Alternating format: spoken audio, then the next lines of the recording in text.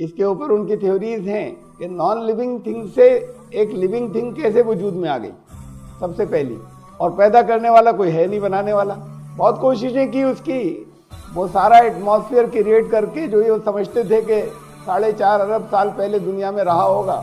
وہ atmosphere create کر کے، اور جو ان کے اندازے ہیں کہ کون کون سی اس وقت ایلیمنٹس ہوں گے زمین پر، پانی اور کون کون سی گیسز، ان سب کو رکھ کر، اور ہیٹ اور دوسرے پریشرز اور دوسرے اور جو کچھ ان کے ذہن میں ہے اس سب کو انہوں نے کریٹ کرنے کی کوشش کی، اور بہت چاہا کہ کوئی اتفاق سے کوئی جان وجود میں آ جائے اس میں۔ ان مالیکیولز کے اندر، ان ذرات کے اندر جان نہیں پیدا ہوئی کسی، نہ تو جان آج تک پیدا ہوئی، اور نہ وہ کوئی نیا پارٹیکل وجود میں آ جائے، وہ بھی نہیں ہوا۔ وہ دنیا کا سب سے کاسٹلی تجربہ جو تھا، وہ ایکسپیریمنٹ جو ہے وہ فیل۔ اس کے اوپر ان کی تھیوریز ہیں کہ نان لیونگ تھنگ سے ایک لیونگ تھنگ کیسے وجود میں آ گئی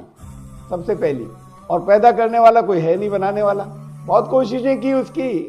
وہ سارا ایٹماسفیئر کریٹ کر کے جو یہ سمجھتے تھے کہ 4.5 ارب سال پہلے دنیا میں رہا ہوگا، وہ ایٹماسفیئر کریٹ کر کے، اور جو ان کے اندازے ہیں کہ کون کون سی اس وقت ایلیمنٹس ہوں گے زمین پر، پانی اور کون کون سی گیسز، ان سب کو رکھ کر، اور ہیٹ اور دوسرے پریشرز اور دوسرے اور جو کچھ ان کے ذہن میں ہے اس سب کو انہوں نے کریٹ کرنے کی کوشش کی، اور